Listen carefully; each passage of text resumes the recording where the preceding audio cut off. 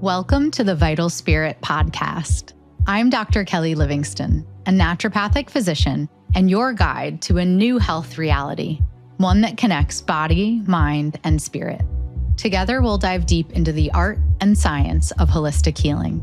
Through working with hundreds of women through midlife transitions, I've discovered something profound. Most of our physical and emotional challenges are rooted in a maladaptive stress response. And true healing begins when we regulate our nervous system. Each episode will explore complex health topics in simple, empowering ways, uncover the deeper wisdom within each of us, and share practical tools for nervous system regulation to help you awaken your vital force and create lasting wellness. So, if you're ready to reconnect with yourself, your health, and your purpose, let's begin this journey together so you can experience life more fully human and deeply healed. Hi, and welcome back to the Vital Spirit podcast. I'm Dr. Kelly Livingston, and today I want to speak directly to the woman who's holding too much, who's doing too much for everyone else and not herself. You've kept everything going for your family, your clients, maybe your community. Maybe it's because you can get these things done, or maybe it's because there's no one else to do it for you. Trust me, I get it. And maybe in the quiet hours of the morning or the evening, when you finally have some time to yourself, your body has started whispering or maybe screaming to you, I can't do this anymore. This isn't just exhaustion. It's definitely not laziness. It's certainly not weakness. It's burnout, but not as you've been taught to understand it. Burnout isn't a flaw in your character or a diagnosis to fix. It's an initiation. Like so many things throughout life that feel really difficult, there's a light at the end of the tunnel and there's a lesson to be learned from it. This is a sacred breaking down of the systems that are no longer serving you: physical, mental, emotional, and spiritual. And in this episode, I want to offer you a new map, a roadmap to navigating burnout so that it doesn't feel so overwhelming. One that's rooted in vitalist medicine, spiritual rhythm, and remembering what your body has always known. I've been in my own states of both professional and personal burnout. And about 5 years ago, I went through some burnout that was so bad, it prompted me to start a group program called From Burnout to Balance. So I definitely do consider myself both an expert in this personally and certainly with working with women through midlife. And make sure that you listen through to the end of the episode for a special offer to get you on the road from burnout to balance. So, like I said, burnout is not a diagnosis. It's more like a spiral or a descent into something that you didn't quite notice was happening. Burnout is often framed as a workplace problem. In the research, it is definitely discussed as a workplace burnout issue. You might have heard about professional burnout, physician burnout. Maybe you've heard about caregiver burnout. But what I see, especially in midlife women, is much deeper than this. It's a full body no to living in survival mode. It's what happens when you've overridden your needs for too long, when you haven't listened to those whispers that your body's been giving you. And it's not just about stress. It's not just about reducing stress or managing stress better. It's when our nervous system is stuck in freeze or overdrive or hypervigilance. It's when our mitochondria are starting to shut down energy production to protect us. It's when our hormones are collapsing under the weight of chronic cortisol. And it's when our soul has gone silent and gotten a little bit quiet beneath the noise, or maybe we really just can't hear it. Maybe it hasn't even gotten more quiet, but it's trying to speak up, but we are just so busy and everything else is so loud. And it is definitely not your fault. Burnout is really a kind of rebellion, I think, in our body occurring and our body expressing symptoms in rebellion against a culture that asks you to abandon yourself, to be worthy, to maybe abandon those quieter messages that your soul's been trying to communicate to you. The World Health Organization does define burnout as a syndrome conceptualized as resulting from chronic workplace stress that has not been successfully managed, characterized by three things: feelings of energy depletion or exhaustion, so you feel really tired, increased mental distance from one's job, or feelings of negativity or cynicism, so almost like the work you put in doesn't even matter, and reduced professional efficacy. But this sounds really technical and sterile almost, right? I believe we really need to expand that definition to include caregiver burnout, emotional labor, parental burnout, looking at the emotional labor and the invisible load carried by women in midlife. If you're a male listener, trust me, I also have lots of male patients and I see you too. Burnout doesn't only happen to women, of course. I do, at this point in my career, treat mostly women through perimenopause and menopause, though. So I have geared some of this talk toward women. If you're a parent, I'm sure you've felt this way, right? Like nothing you're doing is mattering or changing things. And it's almost like Groundhog's Day. And maybe you even feel guilty for feeling burnout or overwhelmed. And we're not just burned out from our jobs or parenting or caregiving to our parents. We're burned out from all of the roles we have to play, holding space for others, making time for friends, managing households, carrying the emotional weight of families. Maybe you're trying to break trauma patterns in your family lineage, performing in relationships where our needs are invisible. Maybe you're always the one doing and your partner is not. This isn't just physical fatigue either, right? It's a spiritual depletion. So many women and men that come to see me are talking more about these existential crises or these, questions. What is my purpose? Am I in the right job? Am I going to put time and effort into my marriage that I haven't put time and effort into? Do we live in the right place for our kids to thrive? There's so much going on at this phase of life, right? And it's so easy to become disconnected from ourselves and to have a rupture in the rhythms of self care that really would sustain our health. And that's why I think burnout is not a personal failure. It's a cultural wake up call. The more and more that we speak out about this, and sometimes it's even a rite of passage, it's a process that we have to go through to start to see what depletes us, what renews us. How can we shift some of our priorities and reclaim ourselves in the chaos of this midlife phase, right? I love Brene Brown's work, and she distinguishes the difference between stress and overwhelm. She talks about stress as a pressure that you can manage, but overwhelm is when the emotional or cognitive intensity is so great that you're shutting down. She says that stress is like playing whack a mole. You're frantically trying to keep up and whack those moles. But overwhelm is when you walk away from something in tears and you can't even find your car. You don't know where you are. You're overwhelmed. You cannot do it anymore. And typically, when we have a stressor, we want to be able to complete that stress cycle. We talk about this a lot in the trauma world, but modern life doesn't allow for this. So we're just hit by stress after stress. So many of the women that come into my office have had chronic stress and maybe a history of traumatic stressors, and they have built up over time. So language matters. We don't want to say we're overwhelmed if we're just stressed, right? But many of the women that sit in my office and say they're overwhelmed, they mean it. And I think we need to take that a lot more seriously as a culture. I spend so much time with women just figuring out how they can carve out more time to take care of themselves. It sounds really simple, but if you are a midlife woman, you know how complex that can actually be. So I'm so glad that you're here today for this episode. I'm going to touch on one of my experiences with burnout for just a minute. And I didn't really know that I was burning out. And I would say this was my second experience of burnout, but I didn't pay attention to it until it was too late. And essentially, everything that I was doing for my health stopped working. So I was the doctor that had a supplement for everything, an herb for my stress. I was a mom with a plan. I was the woman who could juggle running a clinic, a course launch, and bedtime stories as a single mom. But underneath it, I was definitely unraveling and not sharing that with a lot of people. I would sometimes sit in my car after patient visits before I would head home, and I was just exhausted. I hold a lot of space for patients in my practice, and I love that. It's part of what I think I'm put on this earth to do, but it can be tiring. And if you don't have enough of a buffer or time to come back to your own body and process some of that stress, it is a recipe for burnout for sure. And I tend to be somewhat of an introvert, so I had stopped reaching out to friends. My period was erratic at that point. I had trouble sleeping, which had been an issue when I was a kid too.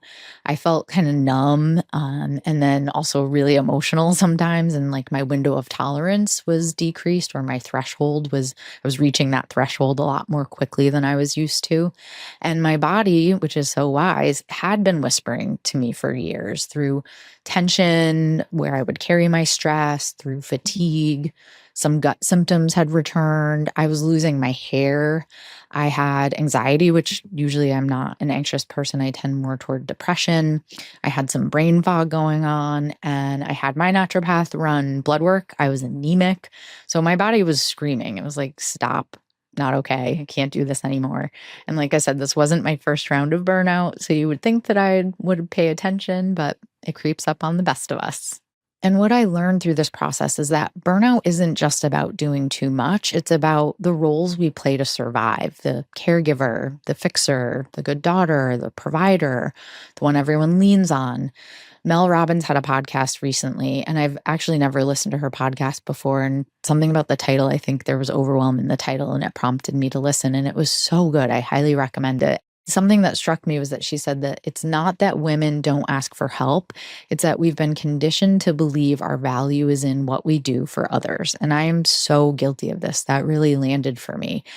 And my value is in being, right? Not in doing. I know that intellectually. I share that with patients all the time. But when I started to take stock in what was depleting me and what was renewing me, I was doing a lot for others and not doing a lot for myself, yes, but also not taking enough time to just be and do nothing, right? And I get it. That might sound really privileged or entitled. Do nothing. What do you mean? But trust me, I'm not saying do nothing all day long. I work really hard, but I also do now take a lot more time to be quiet, to sit, to breathe, not just during my meditation or yoga practice, but just in between patients, time to just listen to my body, let my mind come back to my body, see how I feel, check in. Am I thirsty? Do I have to go to the bathroom? So, sometimes when you're with a patient as a practitioner, you can really forget to listen to those bodily signals. And for me, that was something that I had to work on through that phase of burnout. So many women tell me in their first office visit that they don't even have 10 minutes in the morning to make their lemon water and sit down and relax and have a bowel movement. That's a problem, right? So that's what Brene Brown's really kind of trying to teach us in when she talks about that difference between stress and overwhelm. And when we don't have time to take care of our bodily functions, I think we're overwhelmed, and it is a recipe for burnout. And again, stress is that pressure feeling, but you're capable of managing it, right? You're juggling things, but you're still in the game. But that overwhelm is, you're leaving work or you're leaving school because your kids forgot their lunch, and then you drop them off, and you have to go help an aging parent, and you just collapse. Your full body collapse. You're in tears. You don't know why. And so many women that I work with, and maybe you too, are living in this near constant state of functional overwhelm. So we make dinner on autopilot, we answer emails, maybe we go doom scroll, but inside, we're one breath away from crumbling. And very often when women come into my office and I've created this safe space to talk about this topic, I witness this. And I think it's something we really need to talk about more, because it's not weakness. I want women to feel comfortable and safe sharing this information and not judged. I want them to know that I've been there, I hear them, and there are things we can do. This is your nervous system waving a white flag saying, I cannot do this anymore. And you're definitely, definitely not alone. So now there's a reason my schedule is time blocked. I have non-negotiable quiet time with myself built in. I have time to eat. I have time to go to the bathroom. I have time for my daily yoga practice. And these are my burnout buffers. So let's talk a little bit about how burnout shows up in the body if we don't have these buffers in place. Let's talk about the physiology. Burnout isn't just mental or emotional. You might feel it mentally, you might feel it emotionally, but it's a terrain level collapse of energy and regulation. Some signs that I see again and again in patients who I would consider burnt out are mitochondrial dysfunction. So you might have lower energy because your mitochondria are not making as much ATP to provide you with that energy. So you're going to feel physically fatigued and tired. You're going to feel muscle weakness, definitely not like you have the energy to go move your body. You might have some circadian rhythm dysregulation. So cortisol and melatonin curve inversion. So struggle with sleep, either initiating it or staying asleep. Maybe you're waking up in the middle of the night.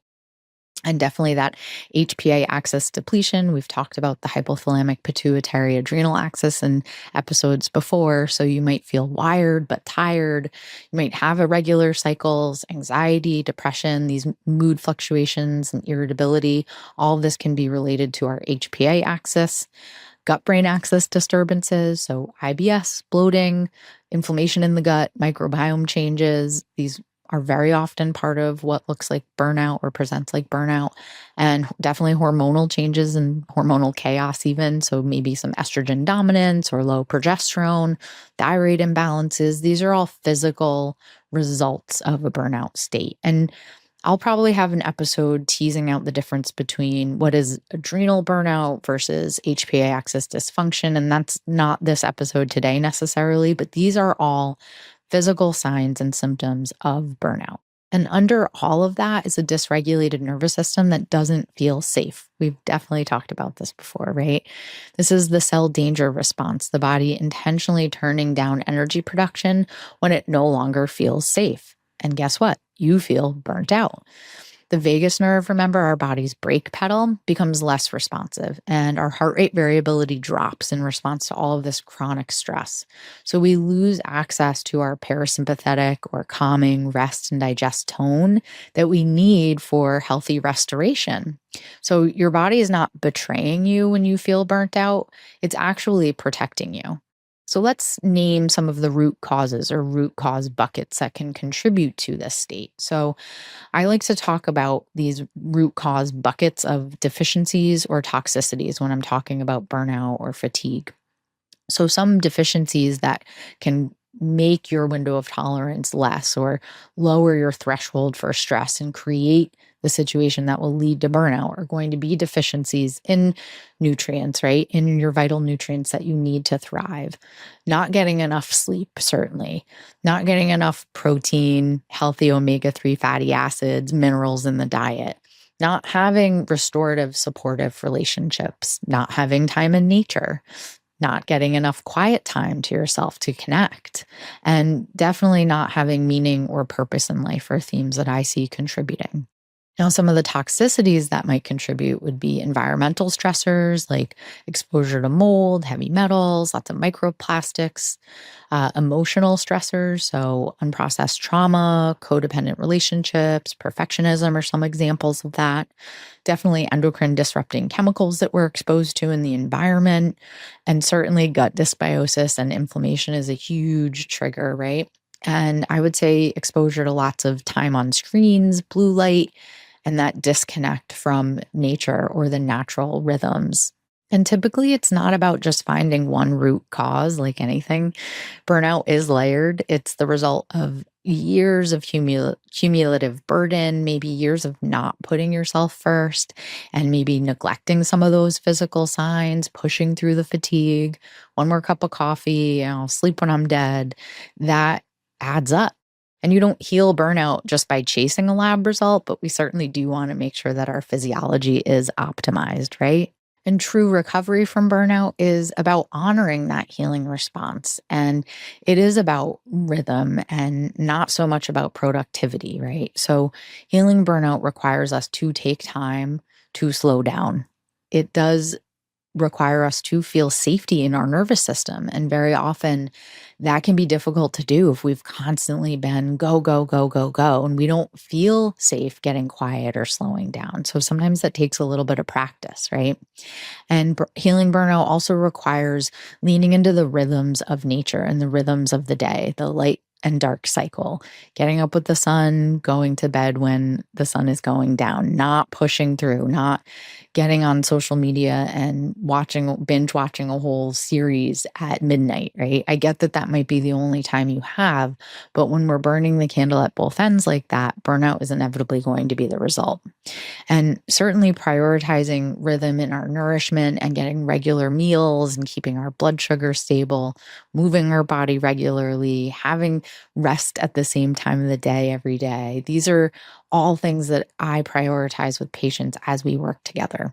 While you work through this, you really start to learn to belong to your body again. So when you're listening to your body and you're doing the things that make your body feel good, it can be so rewarding to feel connected to your own being again and connecting to something greater than yourself, something bigger than yourself. It's not just about the rat race every day, right?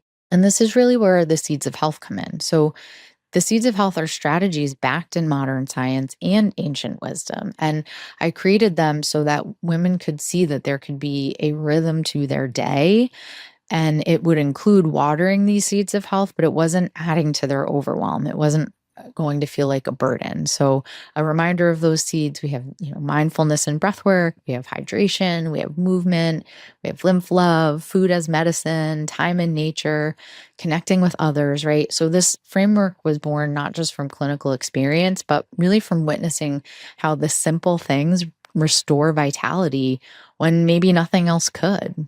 I like to say it's where terrain medicine meets consciousness medicine because finding magic, mindful moments to water these seeds of health in what can be the mundane rituals of daily life really is one of the best cures for burnout. As the Zen saying goes, before enlightenment, chop wood, carry water. After enlightenment, chop wood, carry water. Trust me, I get bogged down in the groundhog dayness of it all. And as a 40-something woman, I'm not saying that it's always easy to chop the wood and carry the water and try to be joyful and mindful all at the same time. But being more aware of the role that burnout might be playing in your health will not only help you enjoy your day more and be more present, but it's also going to prevent disease in the future as well. And this is what I dive deep into and teach inside my 3-hour Vital Spirit workshop and my 3-month group program called From Burnout to Balance. It's not to give you a list of things to do, but to guide you back to a way of being that sustains life and finds joy in the chopping of the wood and the carrying of the water. The Burnout to Balance group program specifically was born because I was burnt out at the time and I wanted to create something that would help other women and share some of the things that were really helping me. And because I was hearing from patients when they first started to work with me that they were overwhelmed by all of the changes or things that they'd have to do to address burnout, right? So to alleviate some of that sense of overwhelm, I broke it down into modules that we could digest, understand, talk about, work through, learn strategies to implement, and go slowly with it all, not be burdened with the pressure of another list of things to do, but to really understand how we could weave mindful magic moments into our day and enjoy that chopping wood and carrying water. The goal is really to have your doing rooted in being and to create more of an awakened sense of doing, right? So, awakened doing is the alignment of your outer purpose, what you do, with your inner purpose, awakening and staying awake. Through awakened doing, you become one with the outgoing purpose of the universe. Consciousness flows through you into this world. It flows into your thoughts and it inspires them. It flows into what you do and guides and empowers it. And that's Eckhart Tolle. I thought that was just such a great quote to insert in this part of the conversation. So think about it. Is the wood chopping you and the water carrying you, or are you chopping the wood and carrying the water? The responsibility and the choice, I think, is yours. So if you're burned out and some of this resonated with you, but you're unsure of what's next, let me remind you, your symptoms are not malfunctions. They are messages, and we want to listen to them to prevent burnout. And next time we want to listen to them to reverse burnout. And you're not meant to live disconnected, depleted, or performing for your worth. Certainly not just driving kids back and forth to sports events on 95, right? You're meant to be fully human, fully alive, and deeply healed. But it's not always easy work to complete that stress cycle. It's not always easy work to eliminate the burdens that you have on your plate that don't need to be there, to know what depletes and what renews you. It takes some effort to start to be more conscious and aware of this. Remember, we have to go through the stress cycle to complete the stress cycle, but there is light at the end of the tunnel. And burnout is not a failure. It is a phase in alchemy, it is a phase in transformation. And oftentimes, it's a phase where the gold is finally revealed. So if you are in the fire of burnout looking for your gold, then know that you are not alone and ask for help. Do a little audit of what brings you joy, what depletes you, what's draining you. What are you doing right now that you don't have to be doing that you could ask for help with? And if you are on the other side of burnout, offer your time to someone you love who you know is just in the thick of it right now. It might go a lot further than you realize, especially if they're someone who doesn't ask for help. And remember, this is the beginning of your return. If you want to start on your healing journey, you can start with my free Seeds of Health journal. It's a gentle guide to help you get back to your body, your breath, and sometimes even your boundaries. And most of it is self explanatory. So even without me as your doctor, you can start making some of those changes to prevent or reverse burnout today. And if you're feeling called to go a little deeper, you can try out my 21-day gut reset, which is on sale through July in honor of my Leo season birthday. My birthday is July 25th. It's the foundation for healing burnout from the inside out, gently, rhythmically, and with your nervous system in mind. So even if this episode is out after July, I'll probably leave it on sale through the fall. It's really important to me that I make some of these tools accessible to everyone so you can get started on your health awakening journey today. And you can also join the waitlist for the next round of Burnout to Balance, which is my group program. And that is designed for women ready to reclaim their energy, their power, and their purpose. So to start, let the medicine be simple. Let your body lead. Let your healing be sacred. And until next time, root down, rise up, and remember, you are the medicine. Take time for being and not just doing.